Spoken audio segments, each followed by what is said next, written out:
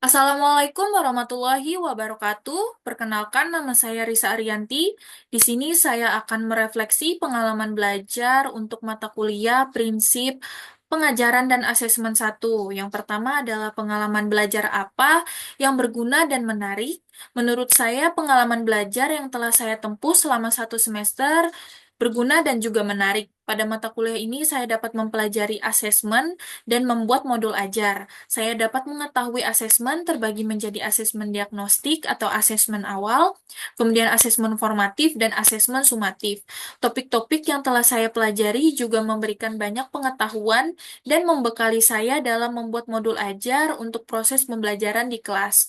Topik yang telah saya pelajari yaitu prinsip UBD dalam perencanaan pembelajaran dan asesmen, asesmen sebagai alat untuk mengetahui kebutuhan belajar, perkembangan, dan pencapaian hasil belajar peserta didik, kemudian telaah kesesuaian pembelajaran, dan asesmen sesuai dengan pendekatan TARL atau Teaching at the Right Level, kemudian rancangan pembelajaran dan asesmen menggunakan pendekatan CRT atau Culturally Responsive Teaching.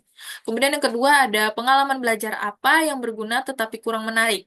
Pengalaman belajar yang saya alami dalam mata kuliah ini sudah berguna karena saya dapat belajar membuat rancangan pembelajaran yang sesuai dengan prinsip UBD, pendekatan TARL, dan juga pendekatan CRT. Sedangkan untuk pengalaman belajar yang kurang menarik bagi saya tidak saya temukan dalam mata kuliah ini. Kemudian yang ketiga ada pengalaman belajar apa yang menarik tetapi kurang berguna. Pengalaman belajar yang telah saya dapatkan dalam mata kuliah prinsip pengajaran dan asesmen satu sudah menarik dan berguna menurut saya. Jadi saya belum menemukan hal yang berguna, yang kurang berguna dalam mata kuliah ini.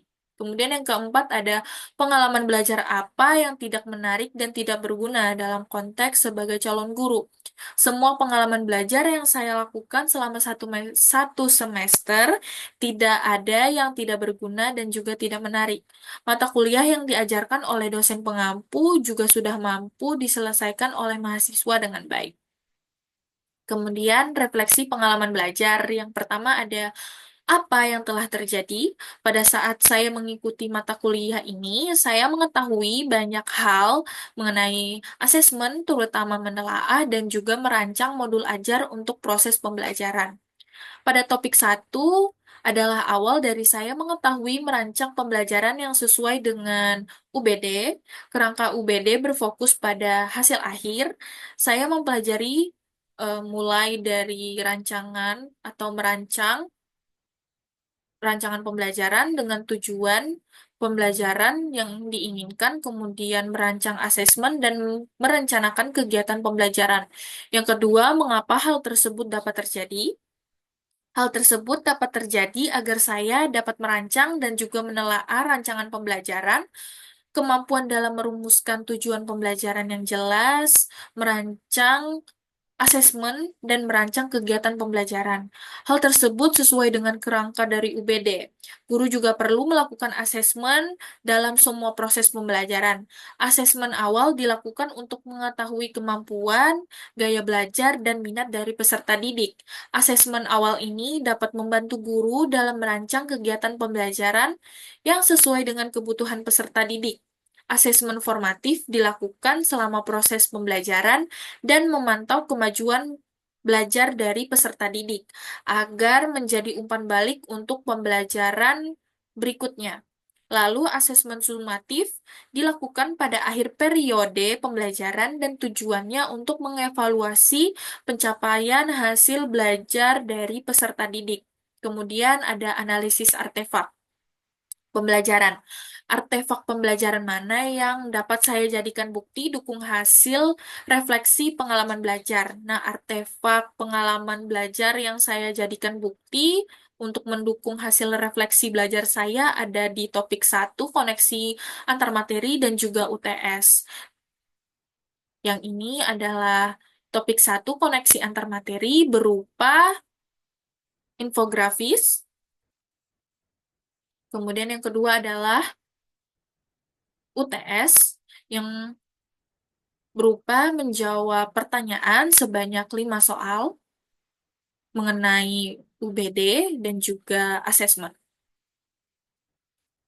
Mengapa artefak ini yang saya pilih?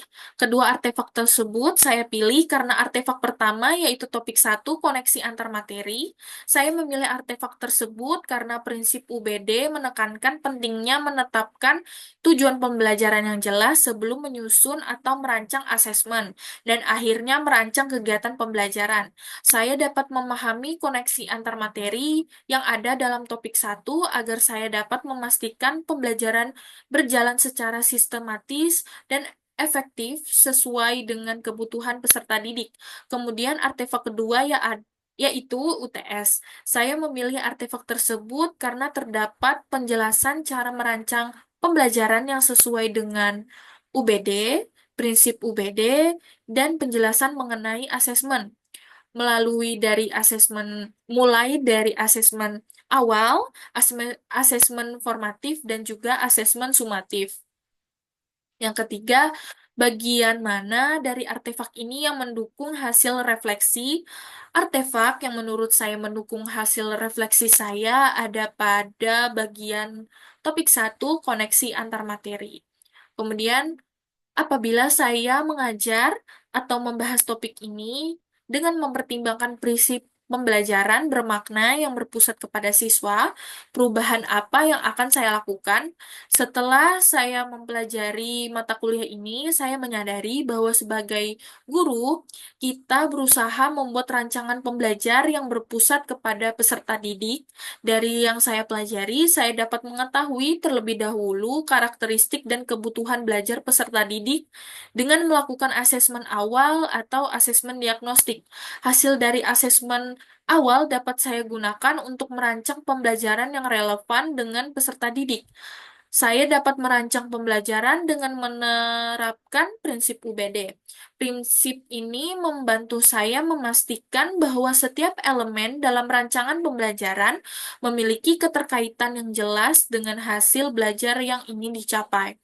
Selain itu, saya dapat membuat rancangan pelajaran dengan pendekatan TARL, CRT, dan juga pembelajaran berdiferensiasi.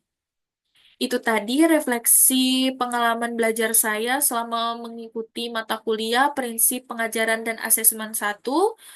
Saya tutup. Wassalamualaikum warahmatullahi wabarakatuh.